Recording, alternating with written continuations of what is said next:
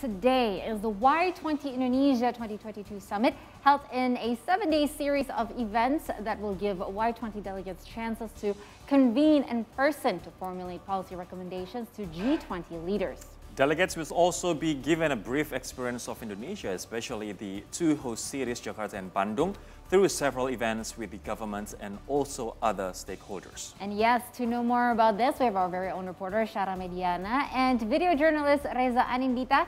So, Shara, what do you have for us now? Well, as you can see, the summit for the Y20, the meeting between the Y20 delegates and also the members of the House Representative of Republic of Indonesia is officially done. And they are taking pictures right now, as you can see. You can see how happy they are, how proud they are. Yeah. As you can see, now I wanted to see or talk to several people to understand, to dig more, I guess, about the event itself, okay? Okay, but they are still taking picture right now. I want to also inform that this event itself will also continue. There will be another panel discussion that will be held in Kempinski after this, and it will talk about two different issues. One of them is the employment among the youth and also the digital transformation. Both of the topics that are very important or urgent among the youth as well. That's right, these young people, they are representing the G20 countries, and they are here to discuss what further action or what policy can they push towards the government to make a better policy for the future, to make a better policy that would help developing the future of Indonesian youth and also the world youth.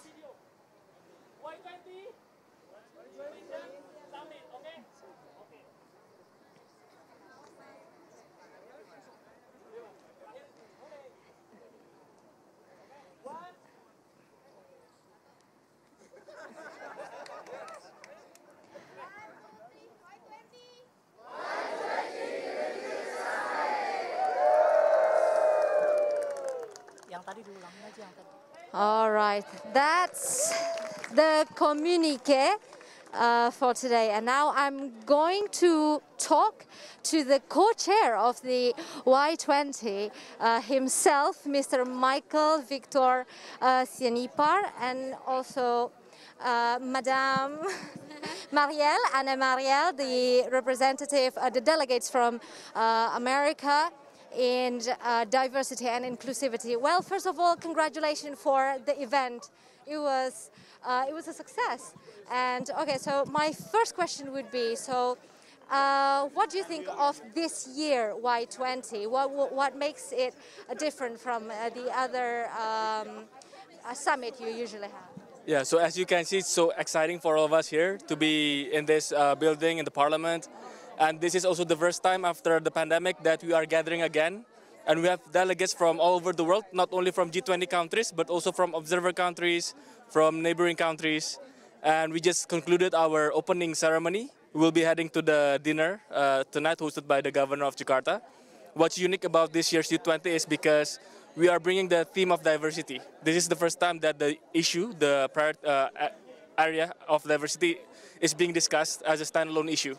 So we want to show to the world that Indonesia is a diverse country and that to move forward, especially after the pandemic, it's important for us to be united. So we bring that theme, Bhinneka Tunggal Ika, unity in diversity.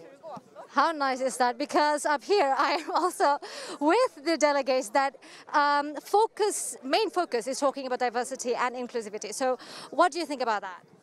I think this is a great topic to be discussed. It's actually a nation and worldwide topic that has been at the hands of young people for a long time. And I think everyone wanted to kind of dive into it. So it's a perfect example of being an Indonesian, experiencing diversity here, but also the importance of it and how we can bring it in this big platform. A lot of us were excited to talk about this, but also we're excited to be part of something that was going to be delivered to our governments, and so that they can take a look at what young people have to say about diversity and inclusion and how it can shape and change the world, because I believe that we can. Now, if we want to break down, I guess, what are the main issue when it comes to like diversity and inclusivity, especially during this post-COVID era, I guess? I think the main issue would be marginalized communities, which is something that we have been focusing on for a while during our communique conversation. I think the pre-existing conditions of the people in marginalized communities makes a lot of sense of how it evolved or developed during the COVID time or after the COVID crisis. So our main focus has been to kind of like analyze where the marginalized communities were instance during an era pre-COVID and then during COVID, and how we can sort of represent what they are representing now. And also, I think a little bit more of government, like putting more young people in government so that they are the ones who speak about what these communities look like and what the policies that we are interested in seeing can look like in the future. That's nice. Good luck with that.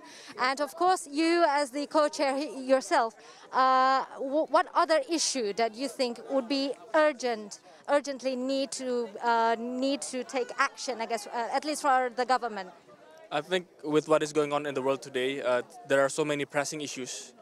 As the organizing committee, we have narrowed down to 4 priority issues. The first one is youth employment, and then digital transformation, and then sustainable and livable planet, and the last one is diversity and inclusion. All 4 are important and all 4 are interconnected. So that will be the challenge of the summit, because we will have to weave all together to be one document, succinct but also direct and substantial. So we hope that this will be a guideline. The Declaration of the Youth of the World can be a guideline for the world leaders in G20 who will be meeting in November in Bali. Thank you. All right, so okay. To close this, do you have any certain messages for the world leader in G20, perhaps? So, we as youth, especially in Youth20 Indonesia, we don't want to be seen as a token.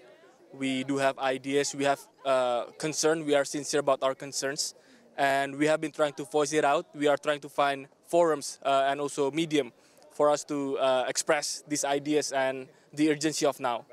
And we believe that Youth20 Indonesia is the momentum. And we understand a lot of global issues, pressing issues, but let's not forget about the future. Let's not make deals or policies that are only short-term, but we need to think about the future of the world of the next generations, including our own. Thank you. Oh, that's so sweet. And what about you?